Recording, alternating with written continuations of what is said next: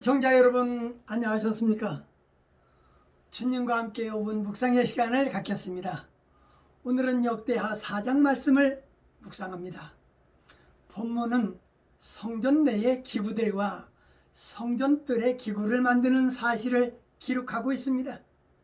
이 기구들의 구체적인 용도가 무엇인지는 일일이 알아내기란 쉽지 않습니다. 그렇지만 이것들이 모두 성전 제사를 위하여 기묘하게 사용되었다는 점은 분명합니다. 그러한 것들의 각각의 의미보다는 성전에서 거행되는 제사의식에 소용되는 기물이었다는 것이 중시되고 있습니다. 이 성물들의 필요성과 다양성만큼 신자 각자가 그리스도의 지체로서 자기 본분과 책임 있는 삶을 완수하도록 가르치고 있다는 사실입니다.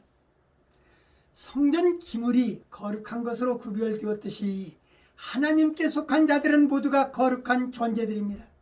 오늘 말씀을 묵상하면서 물건을 만든 자의 뜻을 생각해 보아야 합니다. 본문은 각양각색의 성전 기구와 비품들의 목록을 요약하여 기록하였습니다.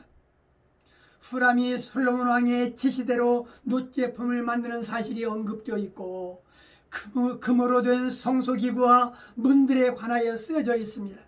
놋제품은 모두 성소 바깥, 즉 성전뜰에서 사용되었습니다. 이에 비해서 금제품은 성소 안에서 사용된 기구들입니다. 이렇듯 성전에서는 그 용도에 따라 재료를 달리하여서 다양하게 쓰여진 사실을 우리는 알 수 있을 것입니다. 신약의 교회에서도 마찬가지입니다. 귀히 쓰는 그릇도 있고 천이 쓰는 그릇도 있는 것입니다. 용도 여부는 그릇 자체에 의해서 결정되는 것처럼 그렇게 보일지라도 근본적으로는 사용하는 자의 권한에 속한 것입니다.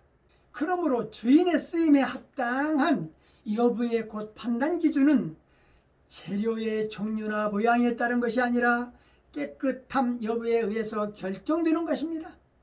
그러나 그것보다 먼저 그릇을 만든 자의 뜻이 무엇인가를 알아야 합니다. 그리고 난 후 깨끗한 정도의 이하에 따라서 쓸모있게 되기도 하고 쓸모없이 버려지기도 한다는 것입니다. 오늘 본문 말씀은 성전 안에서 물건 만드는 것을 기록했습니다. 설계팀들이 얼마나 정성을 들였을까 하는 생각이 듭니다. 휘황찬란한 성전 건축 못지않게 내부에도 이와 버금가는 기물들로 채워져 누가 봐도 하나님 앞에서 정성을 들인 흔적이 보인다 할 것입니다. 하나님을 진심으로 섬기는 자의 모습이 바로 솔로몬 성전이라고 생각됩니다. 겉모습 못지않게 속마음도 아름다워야 할 것은 주께서 우리에게 원하시는 바가 아니겠는가 생각해 봅니다.